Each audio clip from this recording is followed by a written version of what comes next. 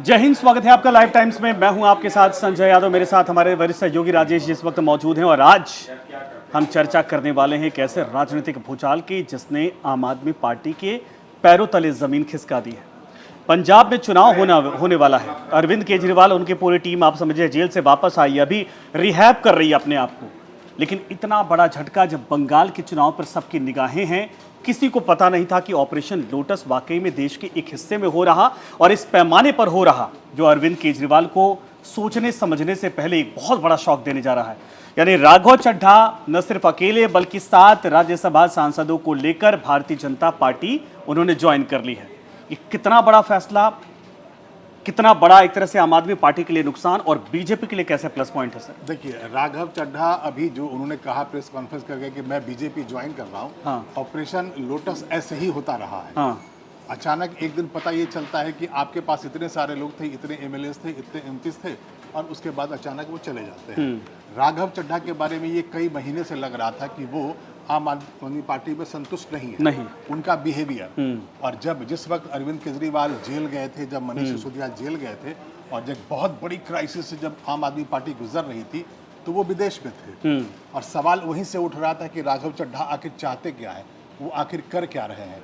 आम आदमी पार्टी के नेता भी बार बार इशारा करते थे और लोगों को ये लगने लगा था कि शायद ईडी के डर से चुप है, शांत है या विदेश जाकर के बैठ जाते हैं जब भी ऐसा कोई क्राइसिस होता है। और आम आदमी पार्टी के नेता बार बार मुखर भी हो रहे थे इस बारे में।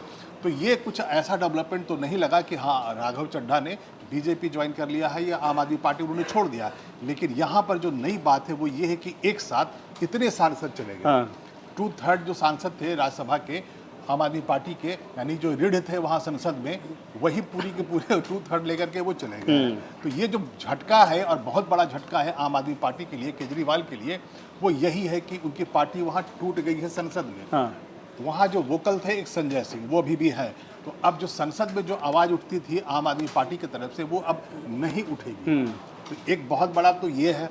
अब सवाल ये है कि आखिर ऐसा हुआ क्यों, राघव चड्ढा का मन उचट कैसे गया। फाउंडर मेंबर थे, बिल्कुल अन्ना आंदोलन के वक्त से वो साथ में थे। इंडिया अगेंस्ट करप्शन जब शुरू हुआ था तो लगातार वो टच में रहते थे। और अन्ना का भी बयान है, अभी थोड़ी देर पहले अन्ना का भी बयान आ गया है कि अगर पार्टी सही तरीके से चलाते तो ऐसा होता ही नहीं। लोगों को लग रहा है कि जो पार्टी बनाई गई थी और जिस मुद्दे के साथ बनाई गई थी वो उस मुद्दे से वो भटक गई है।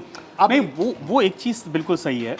एक था कि जब योगेंद्र यादव गए, प्रशांत भूषण गए, प्रशांत भूषण गए, आशुतोष गए, इन लोगों ने किसी पार्टी को ज्वाइन नहीं किया, या तो न्यूट्रल रहे या फिर वो अपने संगठन बनाकर। राघव चड्ढा का बीजेपी में जाना, यही तो सवाल है कि अगर पार्टी की वाकई में नीतियां खराब थी या पार्टी लाइन से भटक गई थी तो बीजेपी ऑप्शन हो सकता था क्या राघव चड्ढा? ये तो बिल्कुल ऑपोजिट था ना। वो पॉलिटिशियन बने रहना चाहते हैं। आपने जिन लोगों का नाम लिया, आपने आशुतोष का नाम लिया, प्रशांत भूषण का नाम लिया, ये इंडिया अगेंस्ट करप्शन वाले मूवमेंट के साथ जुड़े थे। उनका अपना कोई पॉलिटिकल एम्बिशन नहीं बाद में रहा। सबने वहां एक बार ट्राई किया कि चलो हम एक अलग व्यवस्था देते हैं शासन करने की। अरविंद केजरीवाल ने पूरे इंडिया को ये समझाया उस वक्त कि सारे चोर हैं, सारे करप्ट हैं, यहाँ पर बस सिर्फ करप्शन ही होता है। अरे राघव चड्ढा खुद बोलते थे कि इंटरव्यू वायरल हो रहे हैं कि बीजेपी तो गुंडों की पार्टी है, अनपढ़ों की पार्टी, और आज देखिए उस पार्टी में चलेगा, लाडला बनने वाले हैं वहाँ। तो यहाँ पर बदलाव जो चेंजेस जो दिख रहे हैं वो यही है। बाकी लोग पॉलिटिकल कैरियर के लिए आम आदमी पार्टी में नहीं आए थे। उन्होंने सोचा कि अरविंद केजरीवाल एक नई शासन व्यवस्था लाने की बात कर रहे हैं, आम आदमी जो है वहाँ वो यहाँ पर सरकार में आएंगे। और कांग्रेस और बीजेपी या जो भी पॉलिटिकल पार्टी उस समय एक्टिव थी, तो उनको लग रहा था कि हम एक परिवर्तन वाला एक पॉलिटिक्स देंगे जहां पर आम आदमी आके खुद रूल करेगा। वहां पर पॉलिटिशियंस नहीं रूल करेंगे, कोई प्रोफेसर हो सकता है, वकील हो सकता है, जिसका अपना राजनीतिक कैरियर नहीं था। लेकिन हुआ ये कि जैसे ही वो चीफ मिनिस्टर बने अरविंद केजरीवाल, और दिल्ली की जनता ने सर आंखों पर जब बिठा लिया, उनको झोली भर भर के वोट दिया, तो उसके बाद उनके मन में वो तानाशाह जैसा उनका नेचर बनने लगा। और यहीं से फिर शुरुआत होती है। पहले सब मिलकर फैसले लेते थे, लेकिन बाद में अरविंद केजरीवाल जो कहते थे वही सबको मानना पड़ता था। नहीं, वो तो सही है सर, वो तो सबने देश देखा। लेकिन एक बात बताइए, जब संजय सिंह जेल गए, आतिशी भी नहीं बची, इसके अलावा अगर कहा जाए कि मनीष सिसोदिया जेल गए, सूद जेल गए, मतलब कोई ऐसा नहीं बचा था, लेकिन राघव चड्ढा को न कभी ईडी ने न कभी सीबीआई ने, जबकि ये कोर टीम के मेंबर आम आदमी पार्टी के थे। मैं पिछले 7-8 महीने की बात नहीं कह रहा, ये लगभग 1.5-2 साल से, या जब इलेक्शन हो रहा था उसके पहले से जब माहौल बनना शुरू होता, आम आदमी पार्टी को लेकर कभी राघव चड्ढा को लेकर कभी किसी एजेंसी की तरफ से खबर तक नहीं आई कि वो निशाने पर है।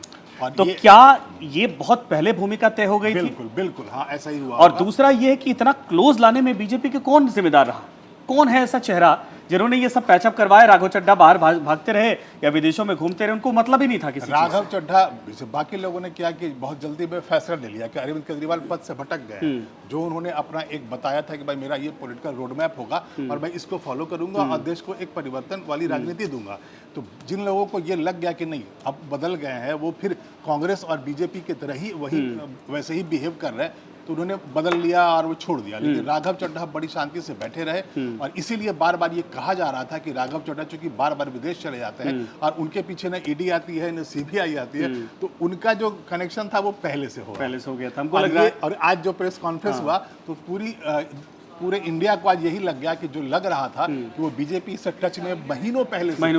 अच्छा, स्वाति मालीवाल जब बगावत की थी, राघव चड्ढा के ऊपर आरोप लग रहे थे, क्या बीजेपी स्ट्रेटजी अपना रही थी कि आप दोनों को बीजेपी में अभी शामिल करवाएंगे तो एमपीएमएलए जो एक्ट है वो लग जाएगा, इसीलिए एक तरह से 2/3 तोड़ के लेके आओ वहां से और उसके बाद जो है कि इन चीजों से बच जाओ? अब यहाँ पर है कि पूरा राघव चड्ढा ने अकेले क्यों नहीं छोड़ा? हाँ बिल्कुल सही बात, क्यों नहीं पार्टी छोड़ा?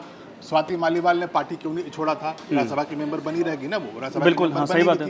तो ये लोग ऐसे लोग हैं जो राजनीतिक करियर को कंटिन्यू करना चाहते हैं, उन्हें राज्यसभा का मेंबर बने रहना था। और बीजेपी बड़ा पैनोरमा सेट कर रही थी, बीजेपी एक अकेले मत आओ बल्कि लेकर आप बीजेपी को बड़ी चोट देनी थी आम आदमी पार्टी को, और वो भी पंजाब में देनी थी। तो ये सात जो सांसद तोड़कर लेकर आए हैं राघव चड्ढा को, इसका इनाम क्या मिलेगा? हो सकता है पार्टी तोड़ दी उन्हें मंत्री पद मिल जाए, जैसे सिंधिया को मिला था। अब वो पेशे से वो चार्टर्ड अकाउंटेंट है, तो हो सकता है आने वाले वक्त में वो वित्त राज्य मंत्री बन जाए। और इनका इस्तेमाल, अच्छा ये बताइए, अब तो आम आदमी पार्टी पंजाब में बड़ा नुकसान हो चुका है, राघव चड्ढा के जरिए बीजेपी पंजाब की राजनीति को क्या साधेगी? और ये पंजाब में कितना बड़ा डेंट है आपको? बिल्कुल है, आम आदमी पार्टी के लिए वैसे ही भारी मुसीबत है। और जहां एक पंजाब ही एक ऐसा राज्य था जहां वो अभी आसानी से रह पा रहे हैं, वहीं तो सरकार वहीं बच रही है। लेकिन अब दिल्ली में उनकी सरकार जा चुकी है, अब पॉलिटिकल बेस उनका ऑलमोस्ट खत्म हो चुका है। पंजाब में अगले साल चुनाव है। दिल्ली में चूंकि बीजेपी आ चुकी है, दोबारा बीजेपी को हटाना बहुत आसान नहीं होगा। अब पंजाब के चुनाव पे नजर बीजेपी की होगी, तो बीजेपी यही चाहेगी कि वहां से भी आम आदमी पार्टी को हटा दे। क्यों? क्योंकि अरविंद केजरीवाल एक बार प्रधानमंत्री पद की तरफ बढ़ते हुए दिख रहे थे। इंडिया गठबंधन से अगर कोई लीड करने वाला था तो नीतीश कुमार थे, केजरीवाल का नाम आता था और ममता बनर्जी का आता था, और इकलौता केजरीवाल ही ऐसे थे जो नरेंद्र मोदी और जो ब्रांड मोदी था उसका असर उनके दिल्ली पर नहीं पड़ता था। 2 बार जो ऐसे चुनाव में नहीं पड़ा, हालांकि जो अभी तो वहाँ बीजेपी की सरकार है दिल्ली में, तो बाद में ऐसा हो गया, बीजेपी की सरकार बन गई। लेकिन बहुत कठिन चुनौती देते थे अरविंद केजरीवाल, जिस तरह से वो गलियों में घूम करके आम आदमी के साथ घुल मिल 24 घंटे राजनीति करने वाले नेताओं में एक वो थे। तो आम आदमी पार्टी और वहाँ पंजाब की सरकार को टारगेट करना था, तो टारगेट करने के लिए आप उसको पॉलिटिकल बेस को पहले आप कमजोर करेंगे। तो वहाँ पर उन्होंने पहले ऑपरेशन लोटस बहुत पहले से प्लान कर रखा होगा और इन्हें कह रखा होगा कि आप अभी दूर रहो, न ईडी आपके घर आएगी न सीबीआई आपके घर आएगी, और सब लोग पहले से प्लान करके चलो फिर एक बार। राघव चड्ढा का सर अगर वोट बेस कहा जाए तो क्या वाकई में पंजाब में है? जमीनी तौर पर ये पार्टी अगर बीजेपी वहां पर अपने आप को मजबूत करना चाहेगी तो इनके जरिए क्या वाकई में वोट लाए जा सकते हैं? राजनीतिक पार्टियां 2 तरह के नेताओं के साथ काम करती है। अरुण जेटली एग्जांपल थे। अरुण जेटली, मैं यही बोलने वाला था। पॉलिटिकल मैनेजर्स थे ये। अरुण जेटली बेस्ट माइंड थे बीजेपी में, पॉलिटिकल मैनेजर थे, फाइनेंस हैंडल करते थे। तो वैसे ही जो अरुण जेटली का जो गैप है, थोड़े मैच्योरिटी के बाद, थोड़े वक्त के बाद धीरे धीरे हो सकता है चड्ढा वहां पर आ जाए, उस कुर्सी पर फिट हो जाए। थोड़ा टेक्सचर दिखता भी उसी तरीके से। बिल्कुल, जहां पर अरुण जेटली थे, अरुण जेटली के पहले प्रमोद महाजन थे।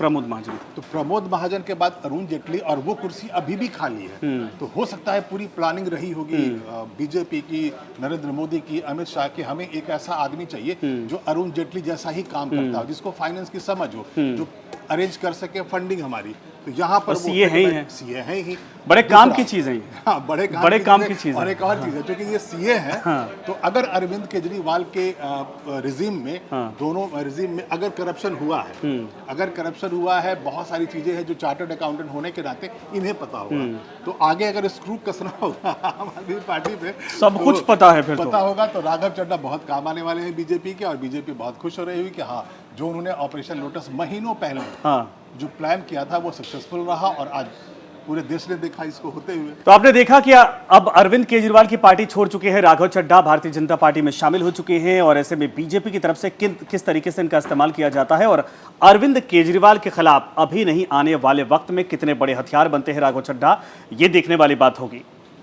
तो खबरों का सिलसिला आगे भी लगातार जारी रहेगा, बने रहिए हमारे साथ। लेकिन हाँ, अगर ये वीडियो आपको अच्छा लगा हो तो आप इसे लाइक कर दें और शेयर कर दें, और इस चैनल को सब्सक्राइब कर दें। हमारा न्यूज़ चैनल है लाइव टाइम्स, उसका ऐप है प्ले स्टोर पर, आप वहां जाएं और उस ऐप को डाउनलोड करें, और पूरे 24 घंटे आप हमारा न्यूज़ चैनल लाइव टाइम्स देखते रहें। तब तक के लिए धन्यवाद।